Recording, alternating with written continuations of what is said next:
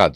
মহিলারা চুল আঁচড়ানোর সময় স্বাভাবিকভাবে অনেক চুল ছিঁড়ে যায়। গ্রামে কিছু ফেরিওয়ালারা এই চুল কিনতে আসে, এই চুল বিক্রি করা বৈধ হবে কিনা? উত্তর হলো, আল্লাহ রাব্বুল আলামিন কোরআনে কারিমে বলেছেন, ওয়ালাকাদ কাররামনা বানি আদম, আমি আদম সন্তানকে বা মানুষকে সম্মানিত করেছি।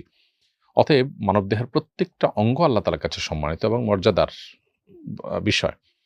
মানবদেহের কোনো অংশ বিক্রি করা সম্পূর্ণ নাজায়েজ এবং গুনাহের কথা। এজন্য আ এই ব্যবসা যতই জমজমাট হোক, যতই লোভনীয় হোক, চুল বিক্রি করা কোনো অবস্থাতে জায়েজ হবে না। মা খালার বাড়িতে থাকতে চায়, কিন্তু সেখানে গেলে তারা একসাথে বসে গীবত করে এবং সেখানে যেতে বাধা দেই। মাঝে, মাঝে রাগারাগিও করি। এতে কি আমার গুনাহ হবে? আ মা খালার বাড়িতে যেতে চান, কিন্তু সেখানে গেলে তারা গীবত শেখায়েত করেন। তো আপনি সন্তান হিসাবে তারা যেন গীবত শেখায়েত না করেন, তাদেরকে নাসিহা করবেন, তাদেরকে উপদেশ দিবেন, আল্লাহর ভয় দেখাবেন।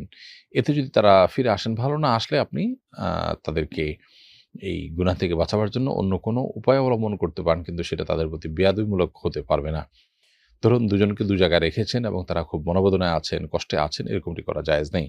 বোঝানোর ব্যাপারটা নম্রতার সাথে বোঝাবেন এবং তাদের সঙ্গে দুর্ব্যবহার করবার কোনো এখতিয়ার আপনার নাই। এরপর যদি তারা গুনাহে লিপ্ত হন, সেক্ষেত্রে তার দায়ভার তাদের উপরে। আপনি আপনার জায়গা থেকে চেষ্টা করেছেন, জাস্ট এটুকুই আপনার জন্য যথেষ্ট।